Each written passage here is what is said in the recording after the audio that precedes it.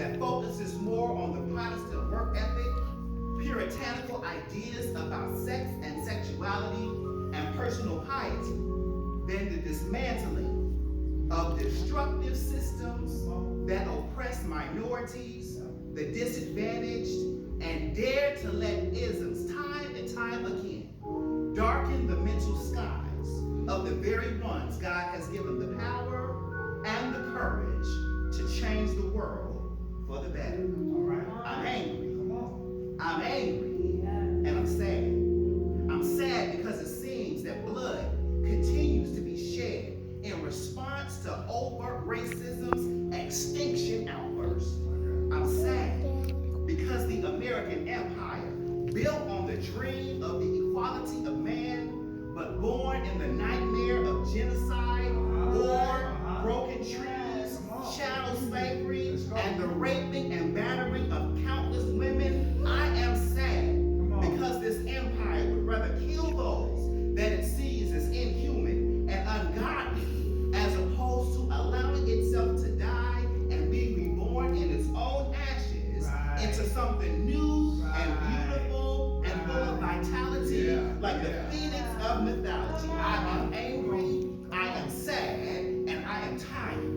I'm tired of man's inhumanity to man. I'm tired of white folks and their whatabouts. What about the violence in Chicago?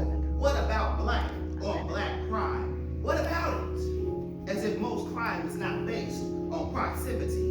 In the nuclear family, the extended family, the victim kin, and in the community, we hurt those who are close to us. And as a general statement, only serial killers travel in search of prey.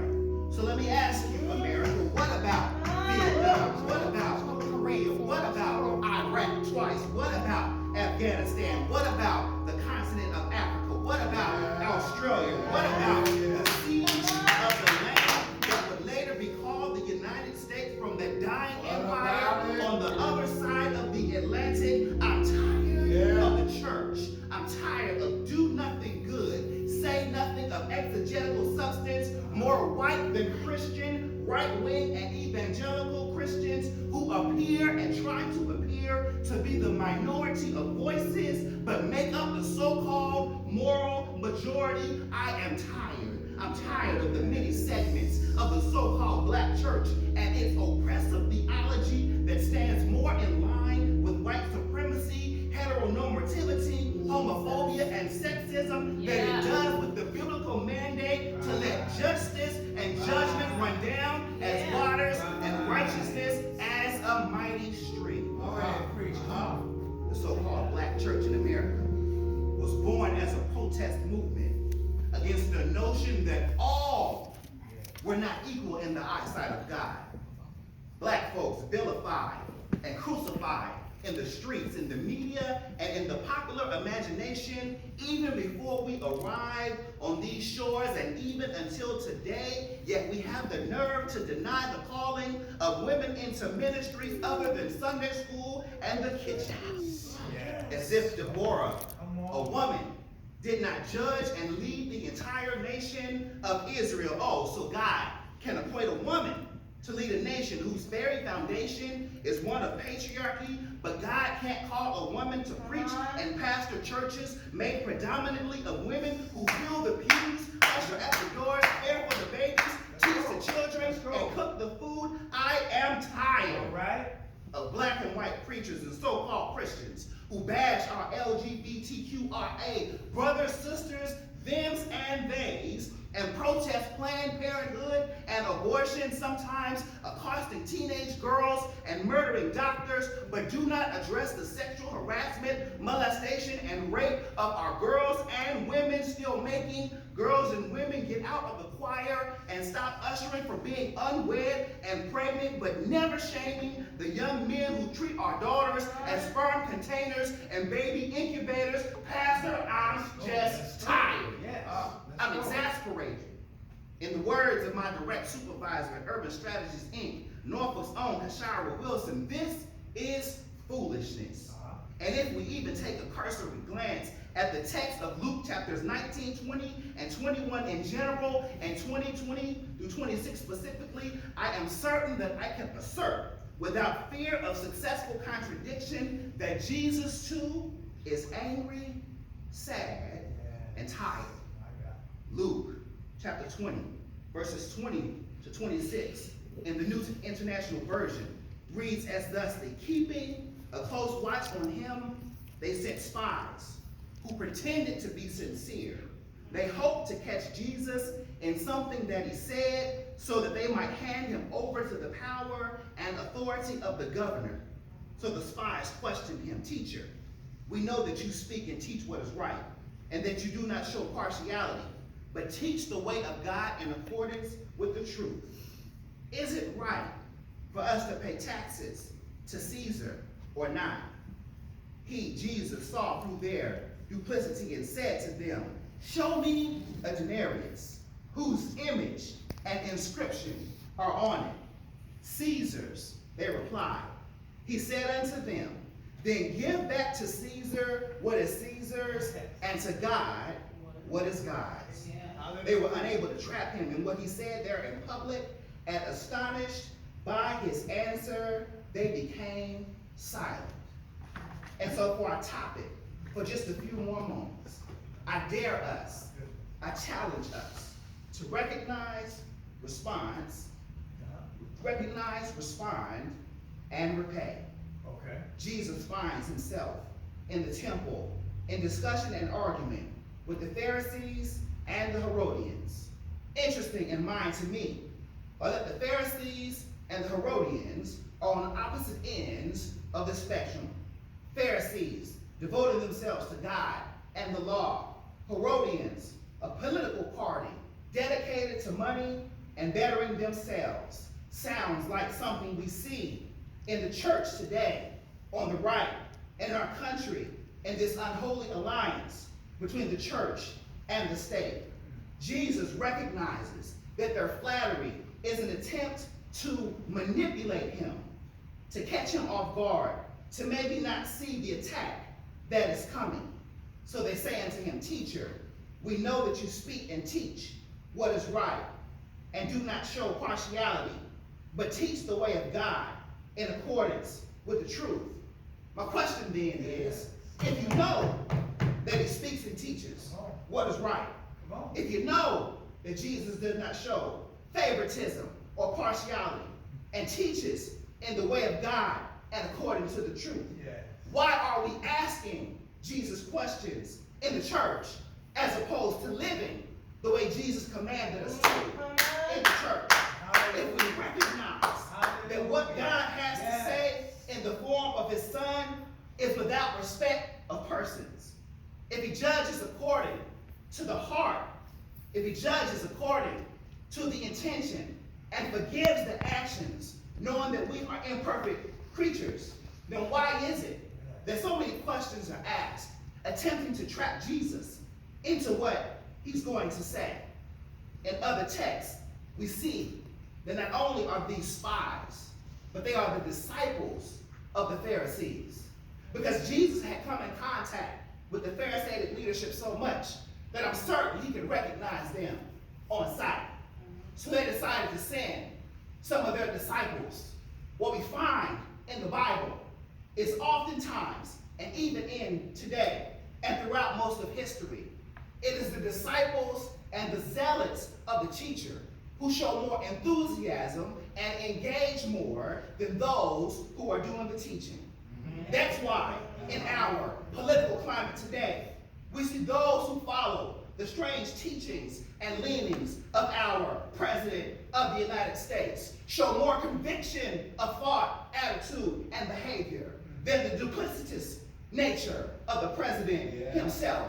We find that those who buy into a particular religious, political, or social ideology are more determined to see things go the way of their leader than the leader is determined to see things go the way of the people. Jesus, and I might paraphrase, condemned the Pharisees because he said that they would put burdens on others, but not carry those burdens themselves. Yeah. We have to recognize what is going on. Jesus, it says, saw through their duplicity. Jesus is able to witness, to understand, and to recognize the divisive nature of the rhetoric. Don't be fooled by the flattery. Come on. Oftentimes, I think it was Charles Spurgeon that might have said that you ought to not listen to what anybody says, be it those who support you or those who don't have your back. Because those who don't like you don't have good reason to, and those that do don't really know you like they should. You ought to have conviction and character within yourself that you might act right and live a life that is pleasing to God. Because watching them, because they wanted to see if they could trap Jesus into saying something that would cause him to lose the popular vote. Jesus knew, the Pharisees knew, that his authority amongst the people was based on his popularity with the people, not his authority, because it was given by God, but his authority amongst the people. And the Pharisees knew that they could not seize him and arrest him because they would have a riot on their hands. So instead, they tried to get Jesus to say something that would either be against the church, which would cause him to lose the popular opinion of the people, or say something against the empire, would cause him to be an insurrectionist and killed. Either way, Jesus was out of the way. But he recognized the trap that was set before him. And so I must say to you, my brothers and my sisters, that we ought to be mindful of the things that people say to us, around us, and about us, because everybody that has kind words for you does not mean you any good. And everybody that stands in opposition to you does not have the power to delay or deny the things that God has for you. We have to recognize, we have to respond, and we got to repay. Hang with me just another moment. And I'm almost done. The spies questioned him, saying, "Teacher, we know that you speak and teach what is right, and that you do not show partiality, but teach the way of God in accordance with the truth." Verse 22, the question says, "Is it right for us to pay taxes to Caesar or not?" Verse 23 says, he saw through their duplicity. He recognized, but he responded to them, and then he taught us how to repay. Jesus says to them, "Show me the denarius. Whose image and inscription are on it?" "Caesar's," they replied. He said to them, "Give back to Caesar what is Caesar's, and to God what is God." They tried to trap him, because as Jesus had said, pay the taxes. Then all those in Jerusalem would have felt like he backed the empire, losing the popularity that he had gotten, not only from feeding the 5,000, not only from healing the sick and raising the dead, but in truth, marching his army into Jerusalem on Palm Sunday. But then he responded, because he knew that the trick wasn't in answering the question, but in how you answer the question. Jesus said, "Bring it to me." We have a question about what we ought to do. Bring it to me. This ain't one of the main points, but it's definitely worth noting that when you have an issue or a problem and you don't know what to do, bring it to Jesus. When you are concerned and unsure about the outcome of a particular course of action, bring it to Jesus. Let's not keep it too long. Jesus said, "Bring it to me." Whose inscription is on it? Whose image is on it? And they say it was Caesar. Research tells us through Dean Joel B. Green of Asbury Theological Seminary in Kentucky that on the coin was a picture of Tiberius with an inscription that said, "Tiberius Caesar, son of the divine Augustus." Other interpreters say Tiberius Caesar, son of the divine Augustus, Augustus. The issue, though, was also what was on the back of the coin. On the back of the coin, it said, Pontifex Maximus, declaring that Caesar was the high priest of the Roman Empire. On the front, it said, he is the king, son of the divine. On the back, it said, he was the high priest of the empire. So now we have two competing ideologies. Right. On the coin, it says that Caesar is the king, the son of God, and the high priest. But in the temple holding the coin in his hand was the divine son of God and the high priest of the heavenly and earthly empire. This is not the type of question that really has to do with the comparison, because I'm going to compare the king whose boundaries are within the Roman Empire on that hemisphere to the one who created the heavens and the earth. There is no comparison. So if you want to know what to do with the coin, if the coin belongs to Caesar, then give it to Caesar. If you want to know what to do with yourself, and whose inscription upon my name says, I am a child of God. I am made in God's image and his likeness. That means God's name, his image, and his likeness was stamped on me. That means I belong to God. If I'm going to give the little bit that belongs to Caesar, then I have to give what belongs to God. Research shows that this text, this type, was actually, this tax was the annual tax required of all the Jews. This was equivalent to a day's wage. In other words, there were a couple of taxes, and I'm almost done. There were 3 taxes that Barclay claims. One was a 10% tax on grain production and a 20% tax on oil and wine. Then there was the income tax, which was a 1% tax on the income. Now that's oppressive, but that's not that bad for people who are used to tilling the land. The problem came, though, with that poll tax. That poll tax was the tax that went directly to the Roman Empire that was paid by men from age 14 to 65 and women from age 12 to 65, meaning that the children and the elderly were exempt from the tax. In other words, all those who were unable to fight were exempt from the tax. But if you were able to raise up in arms to fight against the empire, then you had an annual reminder that your land was not your own, that your king was not your own, that your tent was not your own, that your grain was not your own, that your oil was not your own, that your wine was not your own. We ought to see, we ought to recognize that this was an attempt by the Roman Empire to cease and desist all activity against the throne.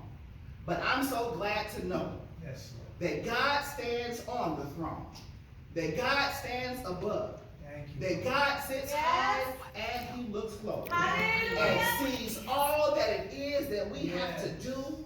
And in answer to the question, what should we do? We ought to give it back to the one who gave it to us.